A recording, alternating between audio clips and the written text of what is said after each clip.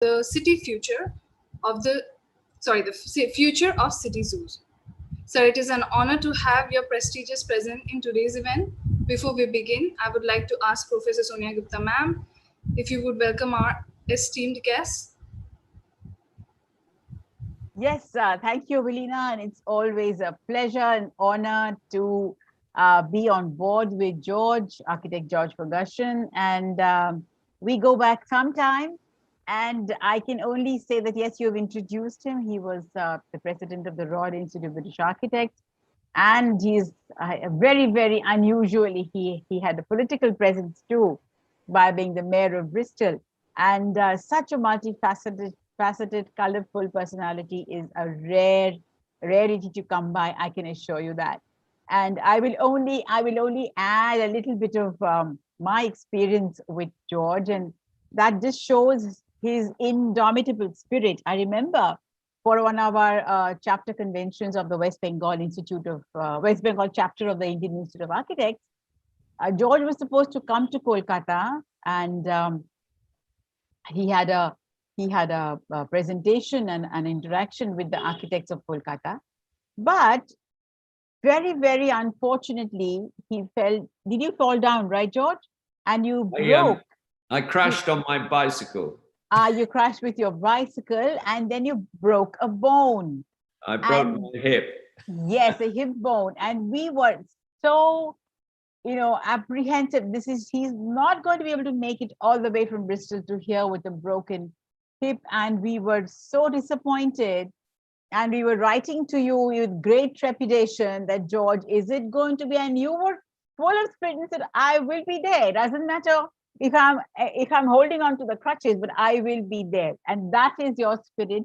In fact, I remember at that time we asked for a ramp because we thought maybe you need a ramp to climb up the stairs. But you said, no problem. You went right up the stairs to the stage and you delivered what you had to deliver. And that was my first interaction with you.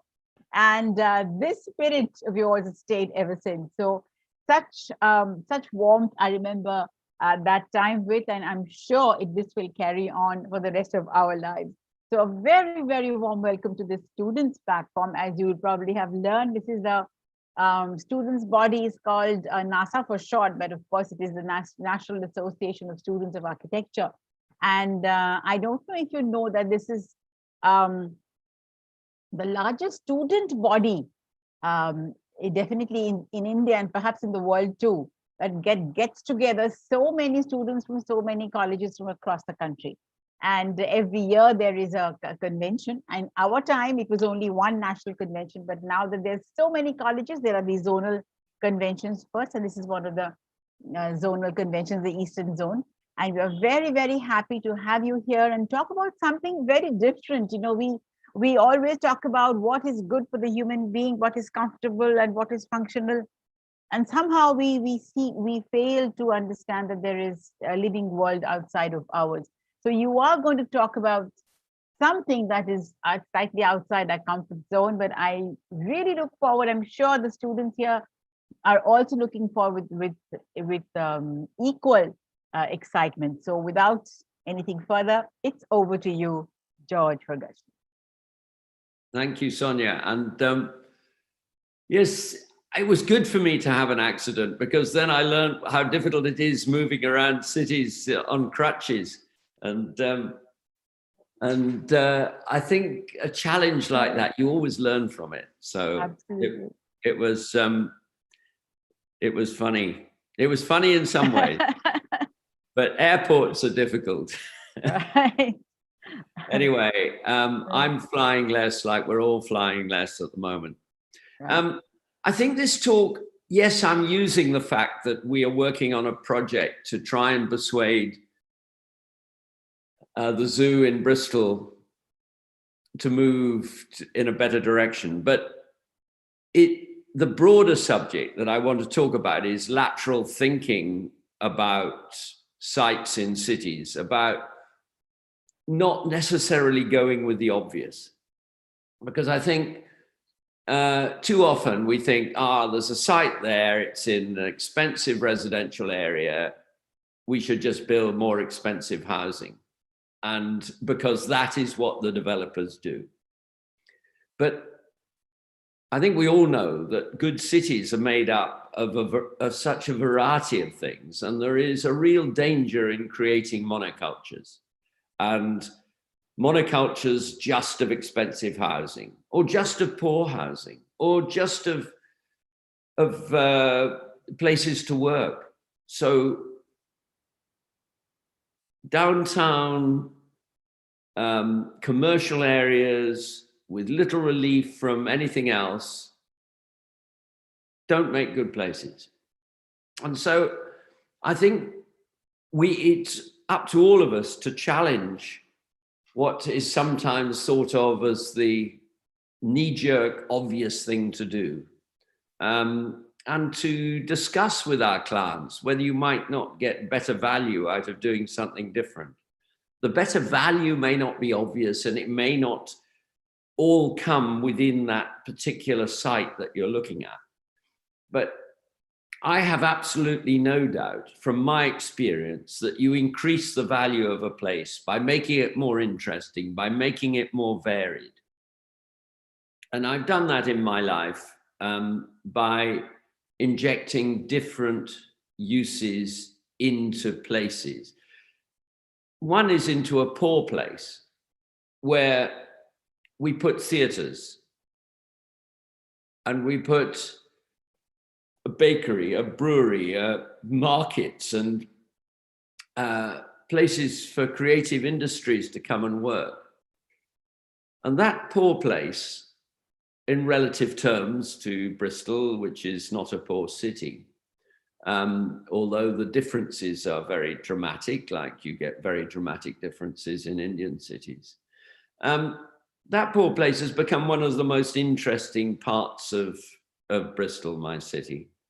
And, but it wasn't the obvious thing to do. The obvious thing to do would have been to have turned this old factory that I bought, and I took the initiative to buy it because my clients wouldn't have done such a thing. What they would have done is simply have built, they would either have demolished the building and built a block of apartments, or they would have converted the building into apartments. And that would have just been more of the same. So I think always question what might first be the obvious thing to do, and think, is there something we can do that's more interesting here? And so that's what I mean about lateral thinking about projects. And by the way, I don't mind if one of you interrupts me during this presentation, but what I was thinking we would do is I talk for a maximum of 30 minutes, and then we have discussion.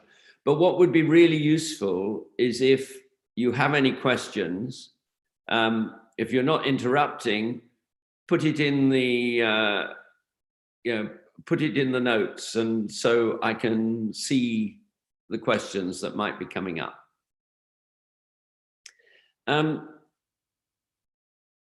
Anyway, what happened in Bristol at the end of last year?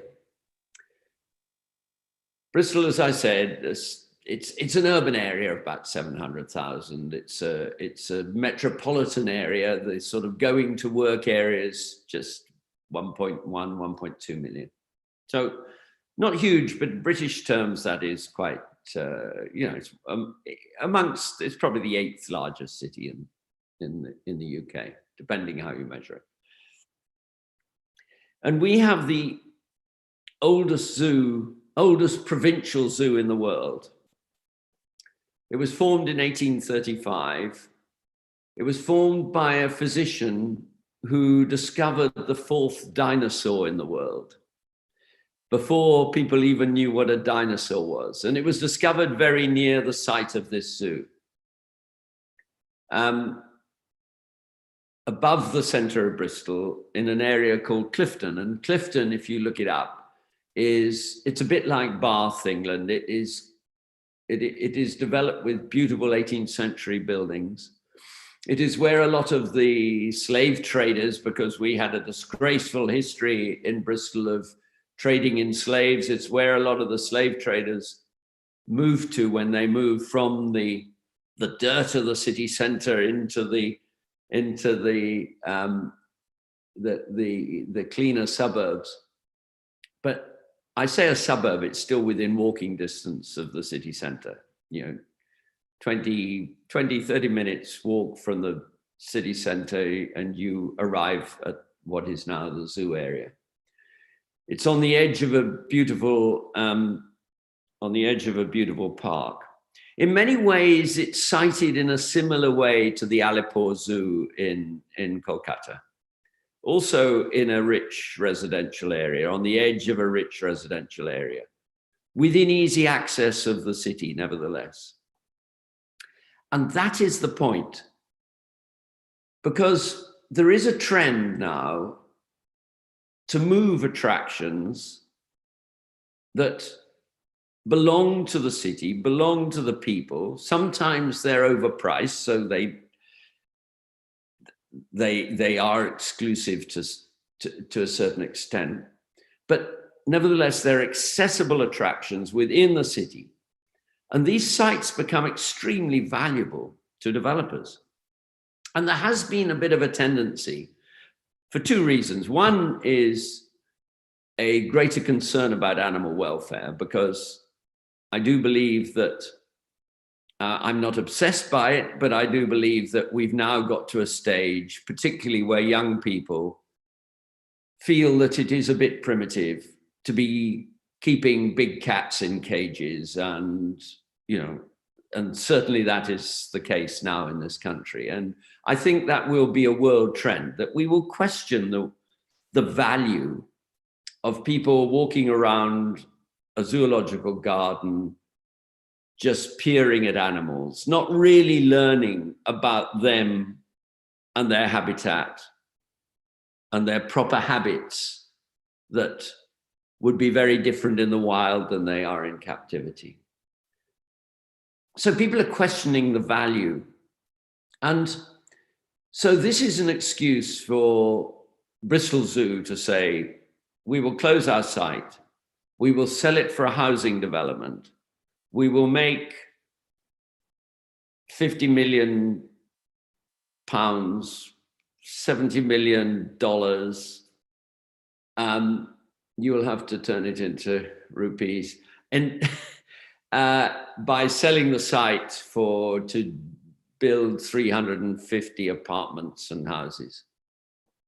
And so that's what happened last year, with a plan to move the zoo to a site next to a motorway junction outside the city boundary. And with all the agony we're going through about climate change and COP26 coming up now, we hope that India will play a really important part in that. And if you have any opportunity, do pressurize your politicians to deliver as much as they can at COP26. We realize there's inequality in the world in this subject, and that the developed nations have got to contribute more. But with COP26 coming up, it seemed particularly wrong to me that we're turning these urban sites, or moving these urban attractions to places that are inaccessible to people walking, inaccessible to regular public transport and a bicycle, whether you fall off it or not, and that are car dependent sites. So I really value, and I think most people really value, having these activities within our cities. But nevertheless, we have this problem or challenge of, how do you educate for biodiversity? How do you educate for the animal kingdom without captive animals? And you can't have a wildlife park with 1,000 acres in a city. We're talking at Alipore Zoo, I think it's about 35 acres or something. Bristol Zoo is only 12 acres, only about a third the size of Alipore Zoo. Interestingly, it has a very Indian influence. The pavilions are quite, I mean, you can picture them coming straight out of India. I might be able to illustrate that in a minute. But so what I did is I objected to begin with in December or November last year. So nearly a year ago, when we heard of this plan to close the zoo and sell it to a housing developer. And we know it's the housing developers that pay the best money for things. So I may be an architect, but I don't practice as an architect anymore. I try to bring people together to do things. And I think this is something that architects can do, because there's a great saying that I've used before, is that surveyors and engineers can see walls, but architects should be able to see through them. And we should be able to see through the obvious. And we should also be the people who bring the teams together. Traditionally, architects would lead the building team. They would lead the development team. They would bring all the other professions together. I think that is probably not so true now. And we have project managers and other people put above us. But nevertheless, I think our training is a very holistic one that enables us to bring people together. So my first thought with this challenge was to bring all the various interests and skills and experiences together, and to use the strengths of the city. Think about what the strengths of your city are, you know. And Bristol has some remarkable strengths. We are the Hollywood. We're not the Bollywood, but we're the Hollywood of natural history filming. More than half of the natural history filming in the world comes from Bristol. So, as I said, we have the 5th zoo in the world, but the first provincial zoo, the first zoo that wasn't in a capital city like London or Berlin. We have a very strong film industry. We have a very strong research university who are looking at new ways of learning, of teaching, with a project called My World, which is part of the Vision Institute, that is using virtual and augmented reality for teaching and developing the methods of doing that. So much more immersive learning, which is completely opposite to the so-called learning that you get when you walk around a zoo and you're just looking at things rather than being within it. It would be an interesting experiment to put the people in the cages and have the animals looking at them. Just a second, George. I'm so sorry to disturb you. No. But is your screen shared already? Because we can only see a blank screen. Oh, really? So, yeah. Okay, I've not been going through all I've got that's fine. at the moment. Yeah. Okay, Is there a screen with presentation Our World Bristol written on it? No. It's just a dark blank screen. Oh, right. Okay. Somebody sharing his pause.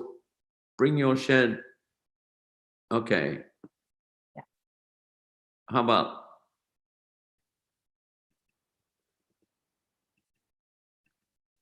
Now, what is the sharing still working for George? So I wasn't showing images then, but nevertheless, it is the time to do so now. So maybe we see the first page and we're sure that. I think I'm going to stop share and I'm going to start again. I think so. That always is a very good idea. Okay. To stop and start again. Yeah.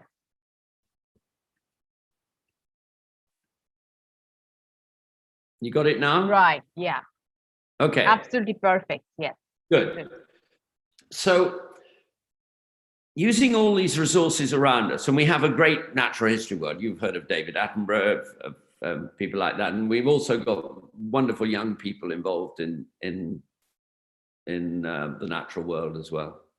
And we've tended to work more with the young people actually than David Attenborough, because he is, everybody is after him. So what we did also the Eden Project, which some of you may have heard of, which was a great millennium project about plants and the botanical world. And so the Eden Project are working with us on developing this idea. Now I'm going to have trouble. Oh yeah, good. So the first thing to do was to get around us all the people, the educators. So we have an expensive private school that is on the edge of is neighboring the zoo. But we wanted to balance that with a public education body as well, because I think that the politics of that is really important. And if we're to reach all the more challenged areas in the city with what we're doing, it is really important that it's isn't just done by an expensive private school, because that is the sort of area that the zoo is in. And it is the one reason why people who are not rich come to this area. It is the one reason. And then they can enjoy the benefits of that area. And so if you lose that reason, all it does, it becomes a more exclusive area, which I don't think is either good for the people who live there or for the city as a whole. So we involved food projects. There's a food project that deals with all the cultures, the food of all the cultures in Bristol. We have 91 languages in Bristol, and from that, we say that we have 91 food cultures, so we bring them into it. We have a science center called We the Curious that is thinking about how things work, and we are partnering with them so they can, in a way that this new, our world, as we call it, this new form of zoo without captive animals can partner as the sort of outside experience with the inside experience in the center of the city called We the Curious.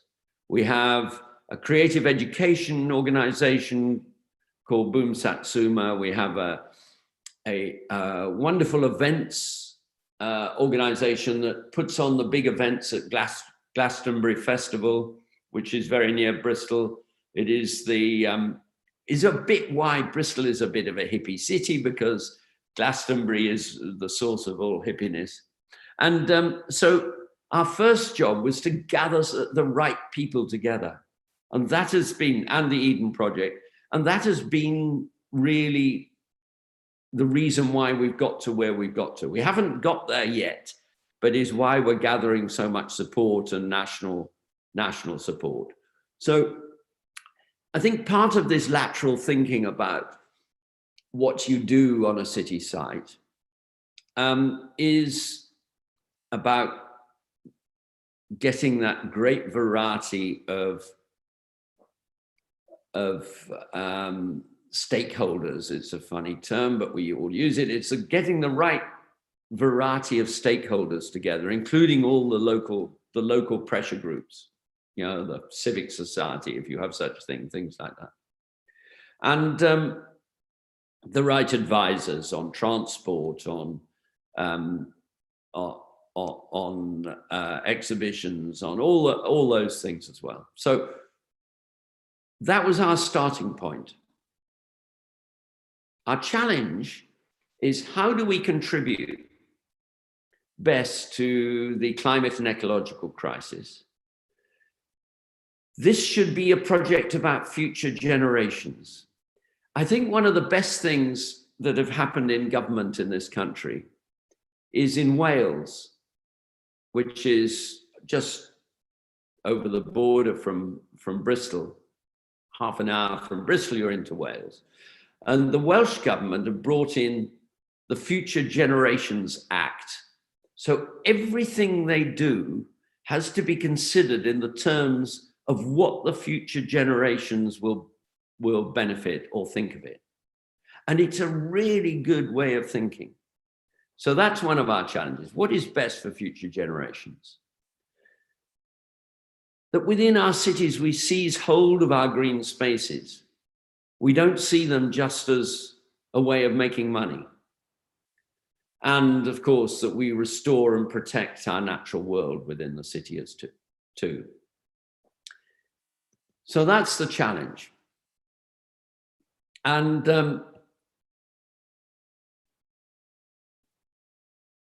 our world Bristol, we call it, but we see this as applicable to city zoos across the world. I see India has over 160 zoos. I think the majority of those were in cities. Some are now wildlife parks outside. But our world, Bristol, intends to be a beacon for conservation and connection with the natural world. And Professor Alice Roberts is now a rising star in that field, and she is one of our supporters. And what the first thing that we feel we should do is enrich the natural biodiversity of the gardens, 12 acres of gardens, that they should become an attraction for the birds, the bugs, the butterflies, the pond life, and none of them captured, but all attracted to the site. So you will see similar patterns. If you have a look, if you analyze the zoos in India, you will see similar development over the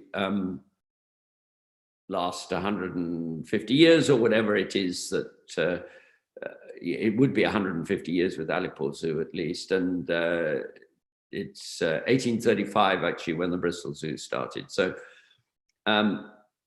so over this time, you will see development, some of it good and some of it bad. But here is the site of Bristol today. It's a rich site in terms of the trees and the plantation, and when you look at it from above, it's a really interesting site adjacent to Clifton College, which is the big private school next to it, or public school as we bizarrely call them, and some very expensive housing. And to the north of it, because this is roughly to the north, looking to the top of this picture, are 400 acres of downs of City Park. And this is a sample of the feel of the place, which if the Zoological Society have their way, and one of the things I've done that they don't yet know is that I have bought a share in the zoo, so I am entitled to turn up to their meetings and plead to the other shareholders that they should do something more interesting than turn it into a housing estate. So I talked to you about the architecture. There is a very Indian-influenced pavilion in the middle of the zoo gardens, and some of these need restoration, but they are. And we're talking to Historic England about them becoming listed buildings. So our vision is to regenerate the site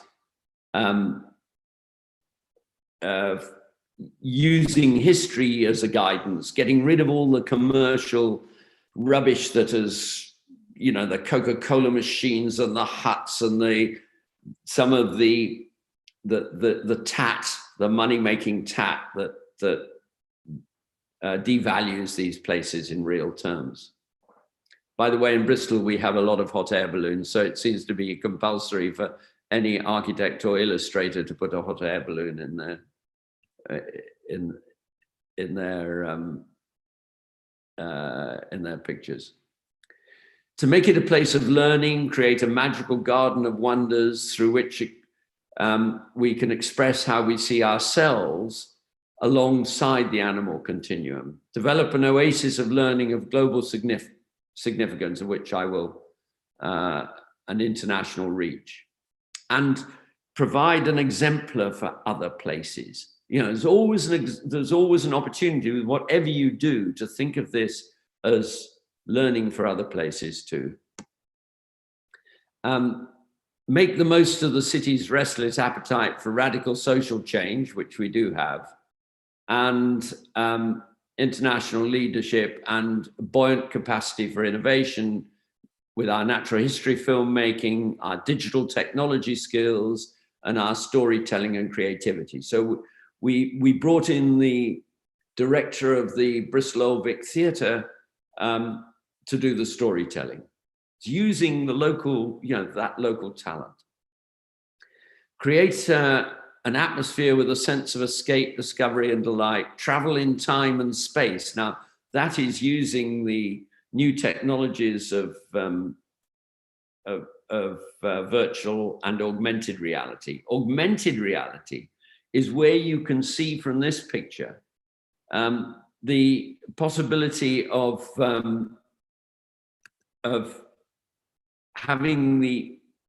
using the site. Here we have broken the bars open of the gorilla's cage, and you can start your journey within this cage, and you can walk out of it. You escape from the gorilla's cage, and the animals, the virtual animals, are walking with you in the site. Can you hear me okay? Still? Yes, sir. Yes, Yeah, sir. good. And so, and because we're developing this locally, it is now seen by the university as an opportunity for their research as well as to how you achieve these things. So you can travel in scale. You can become the size of any animal, and so you can see it from its point of view. You can travel in time. You can walk with the dinosaurs on the Bristol Downs that used to be there, with the mammoths that used to be there. And so it has endless opportunities, and it can change. Unlike a zoo where you go back and you roughly see the same thing that was there before, this can always change, both with the technology and the programs that, and you can interact with other visitors as well. So anyway, sorry, I'm just having to slightly change things so I can see it. Our vision was to develop the perimeter with buildings, learning spaces, places for enjoyment, places to house some particular activities, because the film industry in Bristol is really interested in maybe some of them being sited there. The university is interested in having a site there. To think of it as what we call a hidden gem, and to just develop the perimeter of the site, which is a very good principle in many respects. And then you have the hidden gem of the gardens in the middle. And this diagram from above shows you us developing a very sort of zoomorphic development around the site. Some of it open pavilions, some enclosed pavilions, retaining some of the existing pavilions and buildings, getting rid of others, building a tall tower, a viewing tower, so you can see over the whole of the city, because we're near the top of the city here, and over the downs. Thinking about what it would be like at night, and at night when we'll be able to add to the virtual reality with holograms. You might have giraffes walking across the Great Lake and things like that. So I'm not going to go into the detail of that. Part of the coincidence of this talk is that tomorrow and the next day, we are giving a presentation to some of the societies in Bristol. And so we've put this presentation together, and it seemed an ideal opportunity to use it to illustrate my principle of thinking out of the box rather than just following the money. So you can see this is a glorious area. Here is the nearby college. There are their playing fields. I've said, well, if you build housing on here, why don't the college build housing on their playing fields? You know, where does that end? So here is the viewing tower. All this is very much in concept at the moment because we're still going through the argument. But we're raising money that from people who are really passionate and interested about that, not all from Bristol itself. And have no shame about borrowing and adapting. There are very seldom do we invent the wheel. It only happens once. And so I think it's really important to look at precedents. And so we make no apology for having looked at appropriate precedents that we can incorporate in our project. And the viewing tower that we illustrate is somebody else's viewing tower. We will develop our own unique viewing tower and probably have an architectural competition for doing so. But I think when you're putting arguments, it is absolutely appropriate to. I mean, we have adapted this, but it is absolutely appropriate at looking at good precedents. I've always said, and I think that is something absolutely fundamental when thinking about the design of cities, that if you design a city that is good for children, it is good for everyone. And I think that applies to a site like this too, that make it a place of play and discovery. That's what it essentially should be, is a place of discovery. And then food becomes a vitally important issue. I talked about world foods, that we are very interested in Bristol. Bristol and Brighton have become the two food cities of the country. And what is sad, I think, is that we're really having to fight back with an emphasis on local food production. I have recently, in the last 3 years, bought a small farm so that we can feed our own places within the city, because otherwise the farming around the city is all dominated by the supermarkets, to whom 90% of the food is sold, and is environmentally damaging because it involves so much transport. And to my mind, if the local solutions are always the best solutions.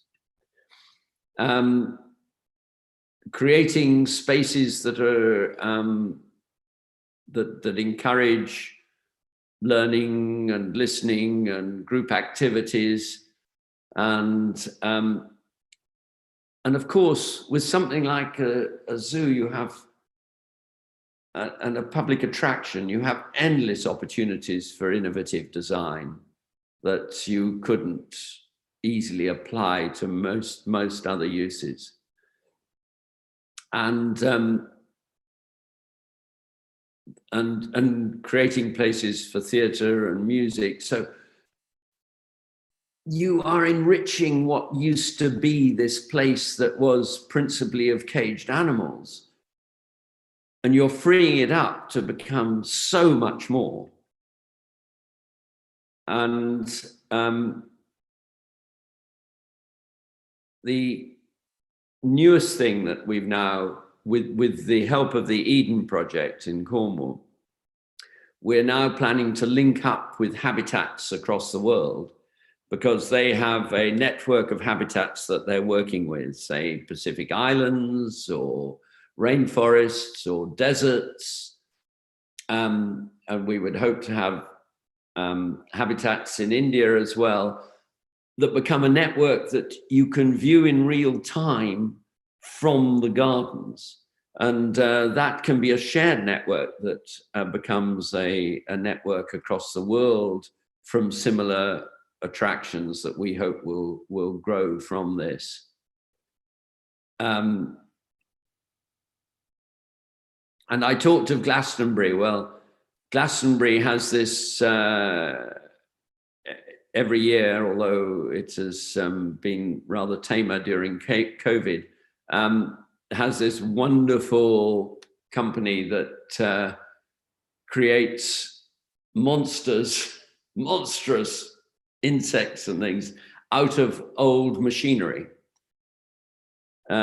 This structure, this great spider, is totally created out of old military and docks, cranes, hardware. It is totally recycled and is an absolutely wonderful mobile that people can swing on, and you can have fantastic displays on it of circus and things like that. You see the viewing tower in the distance.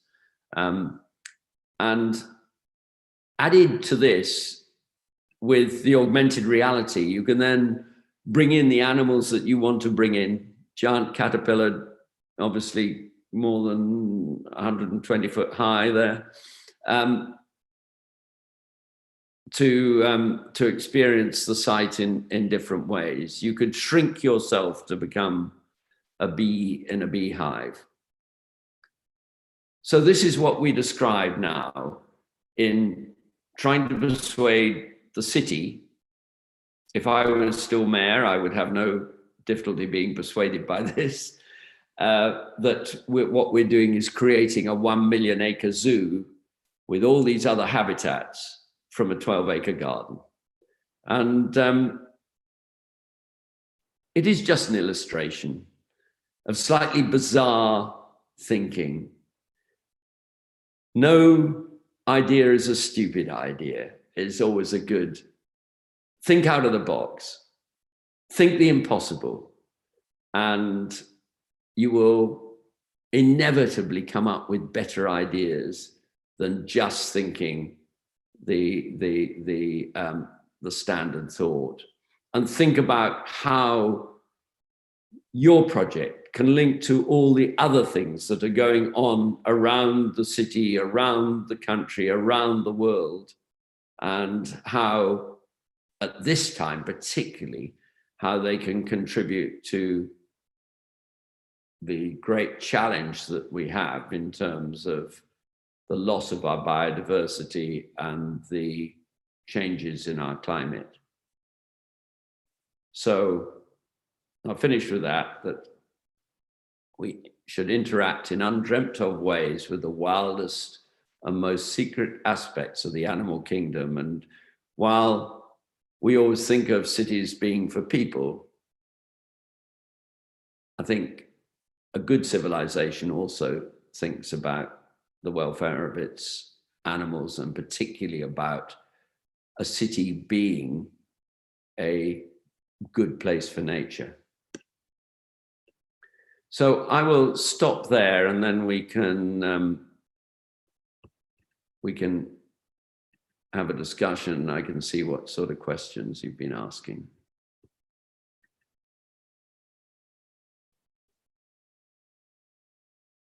Right. So yeah, I'm sure there will be lots of questions. Yeah, great. Go ahead. I'm stopping my screen share. Have a look at the chat. Okay. So I was wondering, George, if I'm sure some of the students are aware of the Eden Project, but maybe they would have probably seen it. I mean, the visual of the Eden Project is very strong and has been there for students of architecture for a while. But maybe if you could just give a little bit on the Eden project and how. Yes. Yeah. Now, the Eden project was an impossible project that was produced, luckily, because we had at the new millennium, 1999-2000, we produced a huge amount of funding through a national lottery that enabled some special projects to be developed. And somebody who is now a great friend of mine called Tim Smith came up with this completely mad project that in an old clay mine China clay mine in Cornwall, in the southwest tip of the UK, he had this vision of creating the biggest greenhouses in the world to recreate tropical habitat and different habitat. So Mediterranean one, a tropical one, and I forget what the other one. These three massive interlinking domes, of which you can walk around and you can walk above. I mean, into the roof of them, and they are a magical experience. They're taking you to through real plantation that would not otherwise be grown in this country. So it's introducing people to, well, like Kew Gardens, like many botanical gardens that have greenhouses, but this is on a different scale. And designed by Grimshaw's, the architects, with geodesic domes, similar to those that that Buckminster Fuller was designing in the 60s. So it became, it's I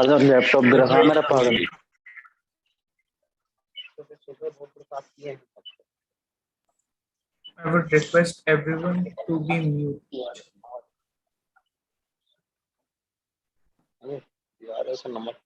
Hello? Hosts, can you mute the person? Yes, please ask everyone to mute, and we can have raising of hand option, and then we can ask them to unmute and ask. Yeah, the question. Yes, ma'am. Yeah.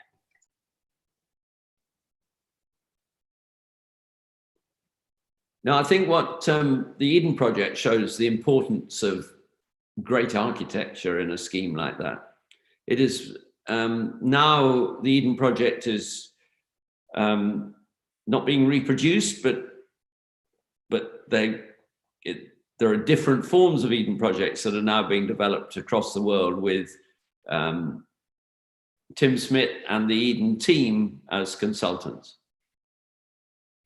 And they would be partnering with us in this if we achieve this.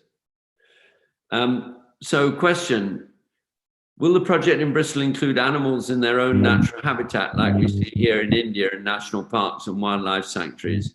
Or will it be more like virtual reality?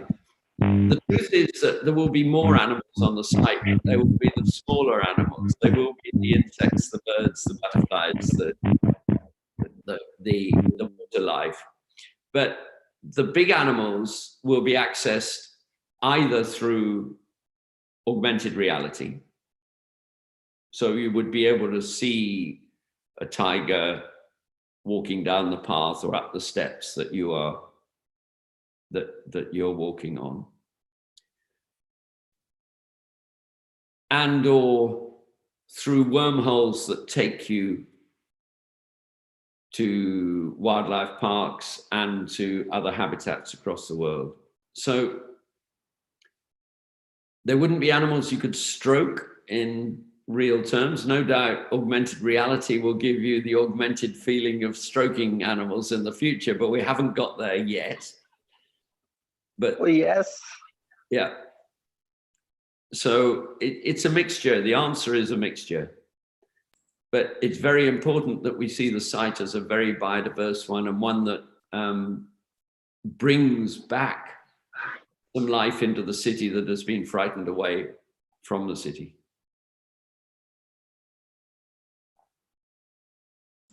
Excuse me, sir. Yeah. I have a continuation to this question. You were saying that for the big animals, the virtual reality will be an option. Then if virtual reality is the option, then do you think that people will go to the zoo with similar feelings? Because children in India especially goes to zoo in order to see those big animals only. And if they're seeing it virtually only, then do you think that attraction of a zoo will be reducing or diminishing in some way? Well, it'll be different. I mean, I do think this is the big question. You go to see, I mean, I don't anymore think it is particularly attractive, and I think a lot of young people also, to see a tiger in a restricted cage. Is it more attractive to see something that is a representation of a tiger, that is in every respect a virtual tiger wandering free, or a real tiger down the line, you know, in its real habitat? Is that more or less attractive than seeing the tiger in its cage? I think you're exchanging one benefit for another benefit, but certainly the greater benefit is to the tiger not being in the cage. And but I think you can learn so much more, because this is very immersive. I went to a wonderful exhibition last week. I don't know if it has got to India yet, but it's the Van Gogh exhibition, the painter Van Gogh. And the finish of going to that exhibition is 10 minutes of virtual reality. Now, virtual reality is not using the place. Virtual reality could happen from your sofa in your sitting room, you know. But nevertheless, that virtual reality creates a whole world. And we're going to get much better at it, but this whole world, you could swivel in your chair and you could see you could walk through it. You can see what you've left behind you. You see everything around you. It is a complete world. And you can see people walking around it and birds flying over it. Now, we're going to get cleverer about it. We're going to be able to feel that we're touching these things. We're going to be able to see the place we're in. I was sitting in a dark space so there was nothing to augment. It was totally virtual. But if you're in a place of history, you could see that place, and it would be overlaid with the animals, the wildlife. And what's more, you could travel in time. So maybe you don't see the real tiger in the cage, but what you are able to do is ask the question, is what is this place going to look like 50 years after there are no bees in the world? You know, you can ask those questions, those what ifs, and travel in time to see how our place changes. You can travel back in time. You know, so you could travel back to the same place prior to the Ice Age to see what it would have been like. So I think it is important that it uses the place. Otherwise it's just a game. But that's a very long answer. And I think a lot of the answers will be answered by the development of the technology and how far we can go.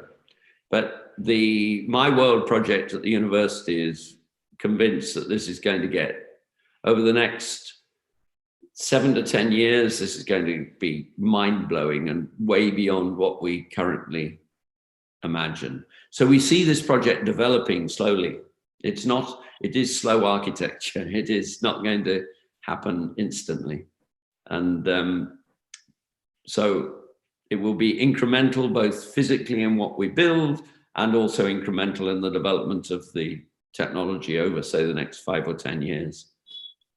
So we can also virtually create the world also, like we as an architecture student, when we build models, our plans and designs, so we already create in a virtual medium only. So Yeah. like the pictures you already shown that this is the concepts, these are the plannings which are going on. So in a blank field also, we can do the same thing in an augmented reality as well. Then what is the need to build? Then we will be saving on resource also then. Well, we need to build for shelter. but you're right. I think planning committees, the people who make the decisions about planning, architects will be able to take them to the site, give them the glasses, which will become more, lighter and lighter. They will be less boxy than they currently are. And be able to illustrate what this development does to that site, what it does to the views beyond. So I think this technology is, some people find it scary, I think, in that, when it becomes so real. But I think that is the stuff of, films. I think in reality, it will, used correctly, it will enhance life in many different ways. But we must keep our feet on the ground. And that's what I like about the augmented reality, is that you are keeping your feet on the ground. You're not just going into a black hole. There will be in the pavilions around, there'll be the opportunity to go in to have more cinema type experiences. And holographic experiences and things like that. So we have another question coming in the chat box, I think. Do you think isolated sanctuaries are better at heeding to the needs of animals as opposed to zoos placed in cities? Or do you think zoos could do an even better job at treating animals? Do you think zoos could do an even better job at treating animals? I think there have been a lot of complaints about zoos. So I think it's more than doing an even better job. I think it's about doing a good job. I know that our zoos and your zoos have had scandals about some of the treatment of some of the animals. And I don't think zoos are going to be able to get away with that now with a population that's much more aware and caring, I think, about these issues. And with the growing of the vegan and vegetarian movement and the anti-cruelty to animals and all that, so I think there's going to be quite a reaction. But as I started at the beginning, I think it's really important that we keep these educational attractions, as I call them, and attractions that increase awareness about the conservation issues in centers of population. I think that's really important. And zoos, the justification of zoos in recent times has always been their contribution to conservation in the wild. That has been hugely exaggerated. And when you actually look at the finances of zoos, zoos are businesses that are visitor attractions primarily. They claim an educate, and they have a certain educational purpose. It must make some people think beyond just gawping at animals in cages. But the real justification of zoos would be if they are contributing seriously to the conservation of habitats and wildlife in those habitats across the world. That is where zoos have a huge opportunity to improve. And there is a zoo in England now that has got a program, a 5-year program, to release all its animals into the wild, and to become simply a conservation project. And they're very interested in working with us on the technologies that we are developing here in Bristol. So there's massive opportunity for zoos to do a much better educational and conservation job than they're currently doing. So I was asking then, if we are shifting this thing to, we are moving to a virtual and augmented world, then what will be the difference between a normal park and a zoological park? So we can call it a normal park only, right? So does it is better to call it Bristol Zoological Park or Bristol Normal Park kind of?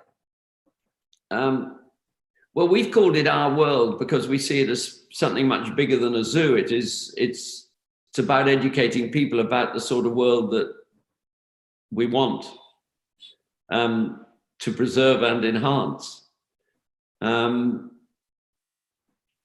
do think wildlife parks, when they're generous enough, that, you know, with thousands of acres, in India, do you still measure things in acres like we do, or in hectares? Yes, sir, we do. Which? In acres? Acres. Acres. Yeah. Anyway, I think wildlife parks like you get in Africa and part of India that are giving a proper space and habitat to the animals have a real purpose. But it's a very, very different purpose to what I would think of as education centers within the city that reach the majority of the population. You know, these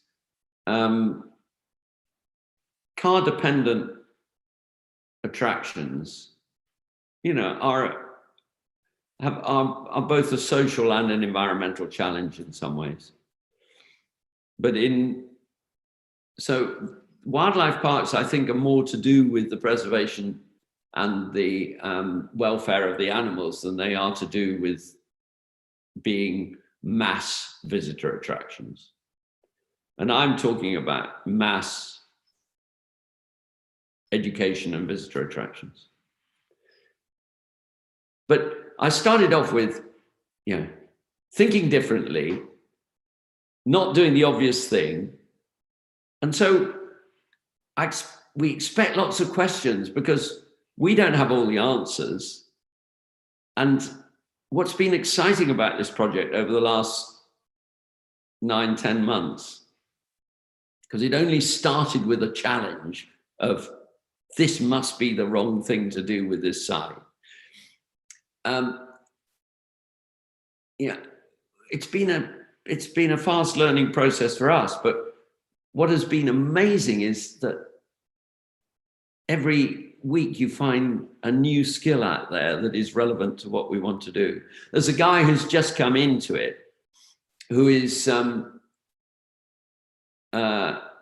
been doing research about the oceans, and he wants to bring in a section that enables us to virtually walk on the ocean bed and understand what's going on deep into the ocean. So, you know, you can't have millions of people doing that in reality. It has to be virtual. And so here is a small site, 12 acres, where you can explore the world. That is the vision. and not just the world that we know. So, and if this thing is successful, then I wanted to know that when suppose two peoples are walking, or because in a zoo there will be many peoples walking together. So Yeah. in the augmented reality or the virtual reality which we see now is generally we sit in a place, we have a goggle kind of thing, and there we observe it. But when we are walking and seeing around, so will that affect or result to collision or any kind of thing for the accessibility? Sorry, I was distracted. I was trying to read. Whose question? Is this a written question as well? No, sir. No, I was trying written to in the read chat. Muskan Samal's question, and then I thought it was the same one. So sorry. Can you just summarize that again? Yes, sir. So Jai, I was just asking that because there will be multiple peoples visiting a zoo. So if everyone is in a virtual world, virtual reality is the thing which you are trying to implement, then what will happen if in the accessibility, suppose two people are walking, then there might be a collision also, right? Now, first of all, the great thing is people wouldn't be walking around in just a virtual world. They would be in this augmented world where they see the place they're in. And that is already being experimented. But the great possibility is people be able to interact with each other's augmented world. So this is what I mean about it always being different. It depends who's there. And no, that is it's an obvious challenge. Is how do you create the augmented reality where you see the big cat, but you also see the people that are walking around with you. And I think the illustrations that I've shown are demonstrating that you see the other people as well as the virtual wildlife. But you also remember the whole point of this is that this is a really enriched, biodiverse, enriched garden as well. So you're also seeing real animals. They may be small animals, and the really interesting thing is to be able to virtually become the size of those small animals as well, or them to become the size of you. Yeah, but yes, certainly there needs to be some experiment to make sure that we don't have lots of collisions. I think there are lots of technical things that will need to be ironed out in practice, but you have to start somewhere. But so much better than sitting in a dark room just with your TV screen or your computer screen, like so many people do. You're out there in the open air, in the fresh air, doing something that is interacting with other people and the natural world, which is much healthier.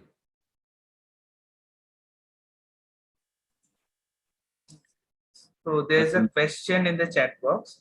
In order to create a welcoming pleasure to the people so that they can return back to this place, will the virtual effect be capable to create the scenario against the natural beauties around? Yes. Will the virtual effect be capable to create the scenario against the natural beauties around? Absolutely. That is the aim, to be able to do that. But also, I mean, this is something developed since we make a note of our website, because you can see our prospectus on that, and you can send it to anybody or respond to our to information box. Our website is ourworldbristol.com. ourworldbristol.com, and you will see the we've got a prospectus that has much of the illustration that I was showing you, that that is a page turner on that website as well. So it's a very good one to be able to send to people to have that sort of discussion. Sir, so as an architect, what all things do you think is challenges for this virtual thing compared to a real planning a real zoo and planning a virtual zoo? So what are the differences as an architect you think? Well, there's real architecture involved in the creation of the pavilions and spaces and workplaces and education spaces, and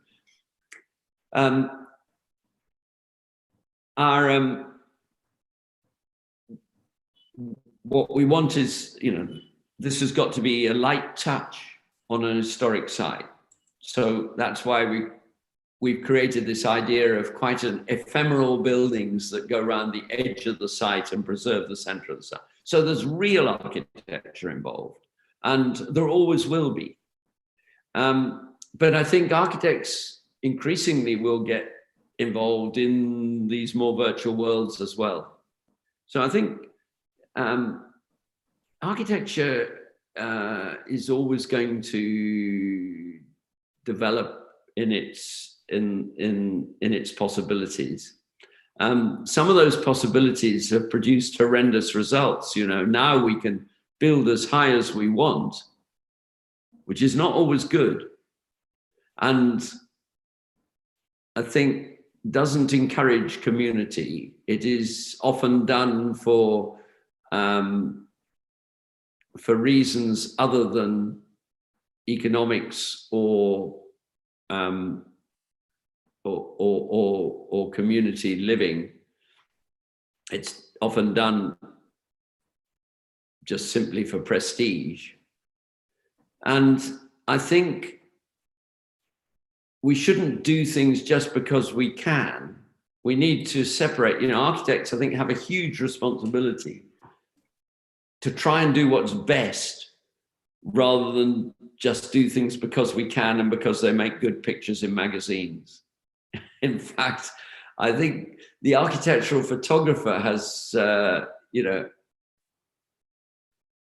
lot to answer for, because the architectural photographers have often encouraged architects to think about the image rather more than about the real result for people. And I think it's a vitally important general point that architects should be principally about making good place rather than making big art. Of course we make big art, but it should be done for the community rather than against the community, which sometimes I feel it is. And when I was walking around the City of London this week, you think some of these buildings are completely mad. And you get them. I know you get them as well, but I'll see whether I can find an image on my phone that, there's that illustrates what I'm talking about. This is a building that I objected to when I was president of the RIBA. Another question in the chat box. Yeah, this is in a traditional street in London, and they built this thing behind it. It's called the Walkie-Talkie Building. And,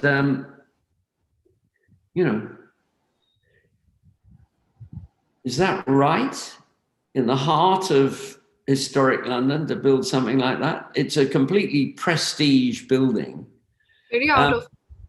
They got planning permission for it with the argument that they were creating a public park on the roof. Well, you have to book a week ahead at least to get into that public park, and the public park is just a coffee shop. We fool people with our planning applications sometimes. I'll show you the public park. It's got great views, by the way. It does have great views, but That's the public park, you know, and you have to get tickets to go up there. And it's a developer buying himself huge prestige. I did laugh when it's a curved building facing south. The sun hits the building and magnifies the heat of the sun, which then burnt paint on cars in the street below. When I opposed that building, I didn't imagine it was going to be frying people in the street. Anyway, so, you know, the architect for that had to develop a whole system to prevent that reflection. You know, we do crazy things sometimes because we think it looks good. But I'm not against new things by any means, but we ought to think about whether they're worthwhile or not.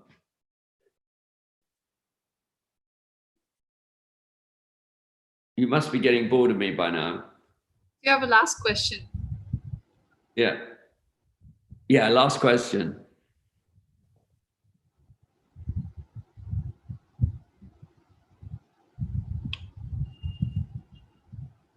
I think Anurag's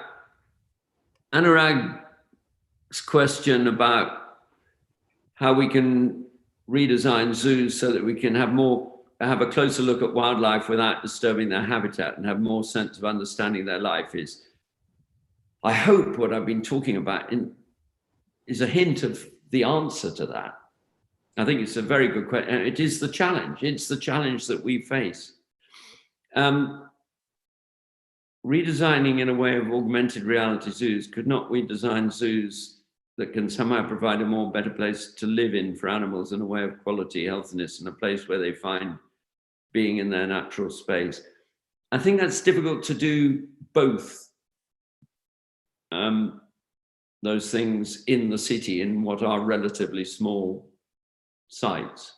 So that is about creating the million-acre zoo from a 12, 20, 30-acre garden. Yeah, did you say one last question? Yes, sir. There was a question that how can we redesign zoo so that we can have more closer look at one? No, that is taken, sorry. Redesigning in a way of augmented reality zoos could not Yes. be designed. No. I think George read both those questions Okay. out. So was that the last question? Yes, ma'am. Yeah, I did. I answered that one. Yeah. Yes.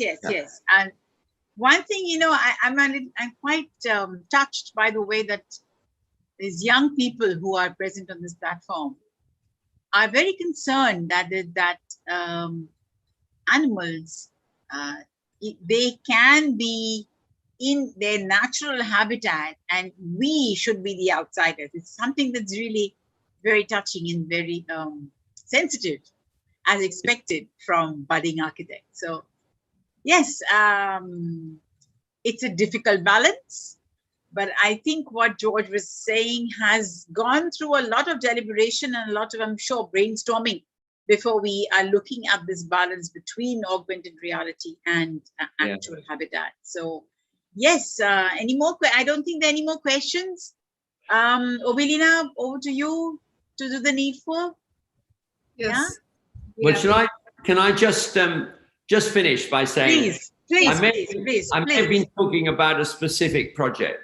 All I was really saying is there is always another answer out there that is worth looking at. And, you know, I believe in the art of the impossible. The art of the impossible is producing surprising results that nobody really expected. And so I think never look at a site as having one answer. There's nearly always something more interesting to do than the client first thinks of. And sometimes that will be of huge economic benefit to the client as well. And it's a matter of thinking more broadly. And so our discussions in this particular case are about saying to the zoo, you have an opportunity here to do something that is a first in the world.